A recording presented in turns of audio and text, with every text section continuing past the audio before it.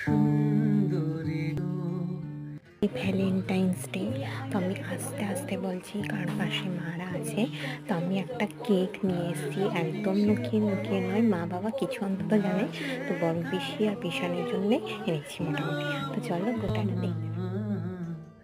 সুন্দরী গো, দোহাই দোহাই মান করো না।